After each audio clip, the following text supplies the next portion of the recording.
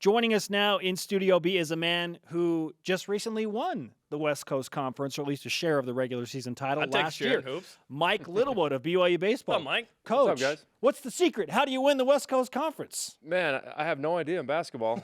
You know how to officiate. That would be tough. When Chris Bryant was at San Diego, my first and second years here, I mean, it was almost an unbeatable team. That's what you felt. No matter if they were winning by 9 or you were beating them by 9, you were going to lose the game. That's just the feeling.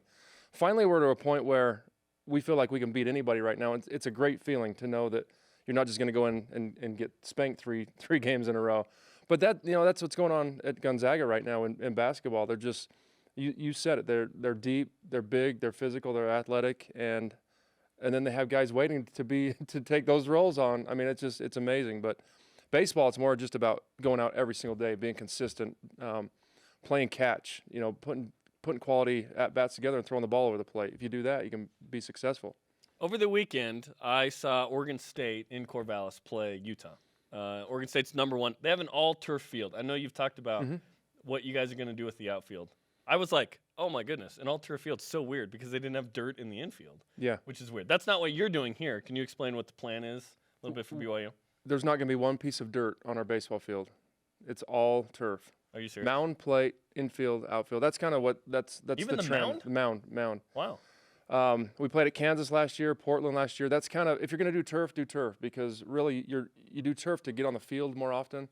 And if it's raining, you can't get on the mound if the rain is hitting the mound. Of course, you don't want to play in a deluge, but we're going to, in January, so we're going to have a heater under it as well. Dave Decker was a former player here, was nice enough to give us $1 million to start this project going. Wow. And kind of Thanks, Dave. Unbelievable. CMS Online's his company, and he's That's a plug that is totally fine. See, I mean, he's just such an incredibly generous guy. I mean, if I had $1,000 in my pocket, it'd be hard to give somebody $1. You know, you wouldn't give me $1. Yeah, no, I might give Spencer, but just because he does our games. But I mean, it's hard to pull that money and say, here, do what you're going to do with it. So, man, I mean, just incredible for not just us right now, but I mean, this is 20, 25 years down the line. This is going to be an absolutely incredible project and field, and it'll be done in September. So we're really excited for that. Yeah. So you'll start in January. They're going to start the field. Perfect time to dig into the. They'll start in June. Okay. They'll start right when our season's over, and it's about a 3.5 month project. And I think people, even though it's turf, people are going to walk into that stadium and they're going to say, "Wow, this field looks incredible for February," not even knowing that it's turf. I mean, that's the look that the field's going to have. You won't know until you get down there and feel it. Yeah. When I saw it, I was like, oh, I couldn't tell for a little bit. Yeah. Does this mean that you could play in weather that you couldn't now because the dirt is unplayable? Yeah. You don't need to cover it per se. Exactly. And it's heated, of course. Yeah, and it's heated, so It changes the game. yeah. I mean, that heater's going to keep up with about 4, and it's all in zone, so you don't turn the entire thing on, but it'll go zone to zone, and that heater will, and it'll keep up with 4 to 6 inches of snow per hour. Oh wow. Yeah, I mean it's going to be it's a first turf baseball field in the United States that's done like this, and so there's a lot of fields in Europe and there's a lot of different things around, but this is the first one in the United States. We're pretty excited about it. Michigan State has a natural grass field. They have a heater on their infield only, and I've seen pictures of it from their coach. And you played there. We played there. Yeah, we played there in the fall, but there's 12 inches of snow in the outfield. And the infield's totally clear. They'll take ground balls on it. Yeah. Wow. So it's going to be pretty special. But thanks to Dave Decker and Tom Homo and Brian Santiago and President Worth, I mean, it goes up. This is a big-time project, and we're really, really proud of it. BYU baseball on the rise, and I know that all of those gentlemen you just mentioned are excited about 8 wins in your last 9 games after last night's win against Utah Valley. What has been if you could pinpoint one thing like to how you've turned things around, what would you say? Well, I think it's simply timely hitting and better starting pitching, better pitching overall. You look at our first 10 games, we lose 6 games by 1 run and 2 games by 2 runs, the games we lost. And I kept telling people all along, we're a better team than 500. Just, trust me. And like my wife says, go prove it, talk's cheap, go prove it. So Danny keeps me kind of humble, but it's really what it's been. I mean, we feel like we have the team that can compete with anybody. But you have to get it done on the field, and I think right now we're playing with confidence. Tanner Chauncey and Colton Shaver starting to swing the bat a little bit more, and Brendan Anderson's got off to a slow start. he's been great in that leadoff hole for us. And I think at the first we'd get a guy on third base in a tie game and less than 2 outs, and it was almost like everybody tightened up. Oh, I got to do this, or the next guy's not going to, and it's contagious. I mean, it really is. One guy doesn't do it, the next guy doesn't do it. Just like Coach Cleveland, free throw shooting or putting. I mean, that's kind of what I relate it to. It's just you start getting more tense when the first guy doesn't do it. We're just playing relaxed baseball right now, playing catch, pitching it a little bit, and getting timely hitting. And yesterday that happened in a 8-3 win against Utah Valley. 6 runs in the first 2 innings. Yeah. How important is it to start a game like that? Very. I mean, the one thing you need to be kind of leery about as a head coach is that lull. And we hit a lull 3rd inning, 4th inning, 5th inning, 6th inning, and then we put a run on. Then they came back and scored 3, and then we answered in the 7th. But and then we put another one up in the 9th. But we were putting pressure on them the whole night. And that's – you always want to. I mean, we've been down 5-0 many times this year in the first inning for some strange reason, and come back and won a lot of those. Yeah, I was going to point that out. Come back and win those. And so we know that no lead really in college baseball is safe until that you get that final out. I want to take you back to last Monday, the Oregon game, and they come in with a lot of pitching, and this is a Pac-12 power, right? Your team commits 6 errors. I don't think you had committed 6 errors all season. Probably not. And then that happens in one game. At what point do you just kind of chalk it up as, okay, this is a fluke, this is not who we are, and what do you say to your team after a game like that? Well, I said, have a short memory. That's really basically I said to him. That's not us. I told him to look at the scoreboard. We had our team meeting instead of the clubhouse out on the field, and I said, look at the scoreboard, the far bottom right, where it says 6 errors, and then look at the score, 9-6. I mean, there's a direct correlation between those two things. I mean, and sometimes you walk out and you play, although I don't feel like our team does this a whole lot, if ever, but sometimes you play the name on the front of the jersey. And I think that's, even though we didn't feel intimidated or anything like that, but that's been one of the things we're trying to get over here. Just go play your game. Don't worry about it's Oregon or it's Arizona State. And we've had really good success against, mostly on the road, believe it or not. I mean, we beat Arizona State on the road, Louisiana State on the road, just through the years. But then last year with Arizona coming in, I don't feel like we played well, and we lost a similar way, booted a lot of balls. And national runner-up last year. Yeah, and we were just but you literally, there was all those players on that field, there was maybe only one guy I would exchange. I mean, they had one really good player that we would take.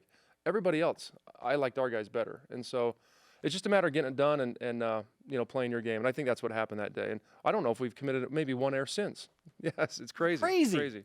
You're 7-2 in league. You've done a really nice job of you're number 1 in the league right now. You have a big series against 5-4 Pepperdine coming in this weekend. What will be the key to maybe this series against the Wave? It's always going to be starting pitching. I think we'll see a left-hander Wilson, the kid who struck us out 15 times in the conference tournament last year. He's a lefty, 90-92, good curveball, good changeup. Their stuff's not as good at elevation, and so curveball's not as sharp. They may have a little bit, maybe 1 more mile an hour on their fastball. That's just kind of how it is. And we need to lay off his changeup, but I mean, for us, starting pitching is the key. That's what's going to carry us, because I feel like we're always going to put runs up. Knock on wood. I feel like we're always going to be competitive at the plate, and we'll play good defense. So it's all about pitching. It's hard not to notice the staggering numbers from your starting pitcher, Hayden Rogers. As I was preparing for the Pepperdine game, he has been really, really good, and I'm probably understating that. But why do you feel like Hayden Rogers has been able to step up and kind of take that next step in his pitching evolution? Command of the strike zone. He's not throwing any harder than he was, but he can throw his fastball on the inside part of the plate, outside part of the plate. He gets hit a little bit just because he doesn't have a good velocity. I mean, he'll be 85, 86, but I don't think his last start he threw a pitch over 83. Said his legs were a little tight, but that shows you what location, real estate and pitching, it's all about location. And Jamie Moyer. Yeah, no doubt. Yeah, no doubt. And he's throwing his curveball and changeup for strikes or where he wants to throw them, and he's pitching with confidence. And to have a guy like that on the third day is pretty special, especially after you see 2 power right-handers, and then you kind of flip up a guy out that's totally different, gives him a different look. You're 34th nationally in batting average. You're hitting 300 as a team, 20th in doubles per game. What's going right for the offense right now? Well, just quality at bats. I mean, we have a philosophy that we want to accomplish when we go up there. We're not just going up there saying, I hope they throw me a strike and I'm going to try to hit it. I mean, our guys work hard with Coach Pratt in the mornings, and they know what they want to do. We know the opposing pitcher pretty well, so if we put that plan into action and just stay with what we're going to do, you don't see our team swinging at many pitches in front of the plate or taking fastballs for strikes early in the count. I mean, we just don't do that. And so You're Vlad Guerrero, go up there, swing yeah, away. right, yeah. Yeah, we're the anti-Vlad Guerrero. So, we want to hunt fastballs early in the count, pitches we can hit hard, and we've been doing a really good job of that. So, and we talk about pitching, hitting, and defense, and we're doing all three of those pretty well right now. Mike Littlewood, the head baseball coach at BYU, with us in Studio B on BYU Sports Nation. I was looking at the RPI the other day, and I believe BYU right now, high 60s, something like that. What is a comfortable position for you to be in when you get closer to NCAA regionals and hopes of ending that streak of 15 years of not playing in the NCAA postseason? I've never figured out the RPI. I've sat in meetings with Me too, people Coach. who run it. I mean, are we 50? What are we? 57? If you're cheating us by 10 points, Spencer. As of yesterday, 65. 65. Okay. Kudos to you. Honestly, I don't ever look at the RPI. Tuckett Slade, our director of operations, tells me what we are, and because ultimately for me it doesn't really matter. I think our first year we were 36 or something like that, some crazy number, and we beat San Francisco 2 out of 3 during league. They made it to the championship game. I think we won one in the conference tournament, and they took second.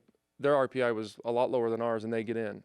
Turns out someone, I'm not going to, I won't even say stuff about the committee and how that works. But, those last 5, 6, and it works the same way. Coach Cleveland can tell you this in basketball. Those last 5 or 6, I'm sure they go in and fight for whoever they want. And it's like, yeah, okay, we'll take those guys. It's not all about the numbers. And so I don't even pay attention to that. I just look at it. We have to win our league. We have to win the West Coast Conference tournament. And if we do those two things, our RPI should be high enough to get us in anyway. So I don't know. Getting to that championship game is really, really important. You know who's 37th in RPI? Oregon. Oh, Oregon. Just okay. for reference. Okay. Well, what's interesting, here's an interesting thing about the RPI. I think Utah, I can't give you the exact numbers. Utah was they jumped 30 points after, I think it was losing to that's why Oregon State. RPI stinks. Yeah, Utah's 52. They're 12 and 16. You're 65 and you're 18. They're 52, but I think they were 80 before they got swept by Oregon State. Yeah. Figure that one out. It's not 1986. We don't need I RPI don't get anymore. it. We have advanced metrics. Hey, I just want to point out, since the last time you came on the show, Coach, you haven't lost a conference game.